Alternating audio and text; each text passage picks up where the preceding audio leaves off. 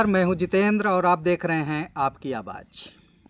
साथियों, आपकी आवाज़ की टीम का सफ़र आ पहुंचा है बिहार के मधेपुरा में। जी हां, मधेपुरा वो शहर जहां जाना जाता है, जिसे कहा जाता है बिहार का यादव लैंड। आज बात करेंगे इस लोकसभा में आने वाली सभी उन 6 विधानसभाओं के बारे में, जिसमें कौन सी विधानसभा में कौन पार्टी है आगे, कौन पार्टी है पीछे। किस विधानसभा में पिछले दो चुनावों में 2015 में और 2020 में किस पार्टी ने मारी थी बाजी और कौन पिछड़ गया था। इन सब चर्चा के लिए आपके साथ आज हाजिर हैं।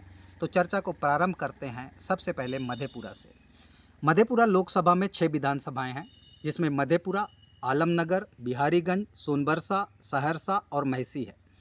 जिसमें से मधेपुरा की जो सीट है वो 2020 में जीती थी आरजेडी ने, लेकिन बाकी की जो 5 सीटें हैं उसमें जो आज का एनडीए गठबंधन है, जिसमें जेडीयू और वीआईपी, पिछले चुनाव में जो महसी की सीट थी वो वीआईपी ने जीती थी। जिसमें आलमनगर की सीट में जेडीयू ने जीत दर्ज की थी 43,876 वोट से। बिहारीगंज की सीट भी जेडीयू ने जीत दर्ज की थी 29,253 वोटों से। सोनबरसा की सीट है जो 50,000 वोटों के अंतर से जीत दर्ज की थी जेडीयू ने। सहरसा की सीट भी जेडीयू ने जीत हासिल की थी। तो आप देख रहे हैं कि आंकड़े ये बता रहे हैं कि इस सीट में जेडीयू का बहुत बड़ा दबदबा 2020 में था। महसी की सीट मुकेश साहनी ने जीती थी, जो कि वीआईपी पार्टी थी, जो कि एनडीए गठबंधन का हिस्सा थी। तो आप देख रहे हैं कि इन सभी सीटों में जेडीयू का दबदबा दिख रहा है। सिर्फ मधेपुरा की जो सीट थी इस लोकसभा में, जो मधेपुरा विधानसभा थी, उसे आरजेडी जीतने में सफल हो पाई थी। क्या कारण था, क्या आंकड़े थे, इसके जांच पड़ताल जब हमने की तो पाया कि शरद यादव का जो फैक्टर है इन सीटों में, जो जैसे शरद यादव के बारे में आप जानते हैं, बिहार के बहुत बड़े लीडर, बहुत बड़े नेता रहे हैं शरद यादव। अपने करियर की शुरुआत उन्होंने की, फिर वो जनता दल से जुड़े।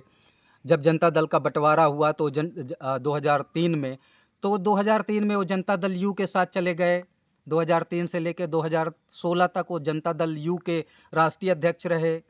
तो जो यादव लैंड है वो जनता दल यू के साथ जाता हुआ दिखा शरद यादव की वजह से। शरद यादव का एक वर्चस्व जो पूरे बिहार में था, उसको कहीं ना कहीं जनता दल यू का फायदा मिला। लेकिन अब क्या बदला है? अब बदला है समीकरण।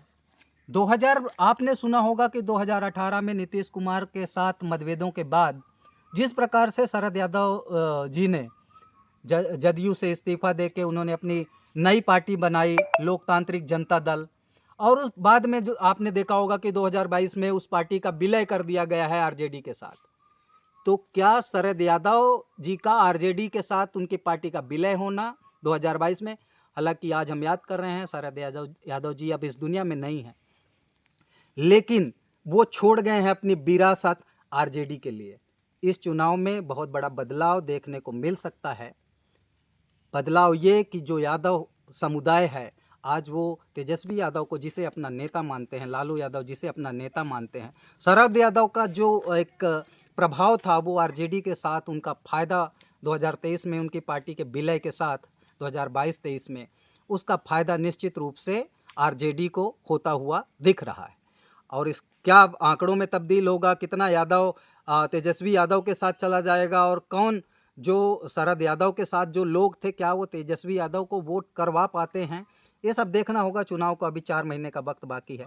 लेकिन इस लोकसभा में निश्चित रूप से, जिसमें 6 में से 5 सीटें 2020 में जनता दल यू या एनडीए के पास थीं, इस बार निश्चित रूप से बड़ा परिवर्तन होगा। आरजेडी को इस लोकसभा से फायदा होता हुआ दिख रहा है। इसी प्रकार की चर्चा के लिए जुड़ते रहिए। तब तक के लिए नमस्कार।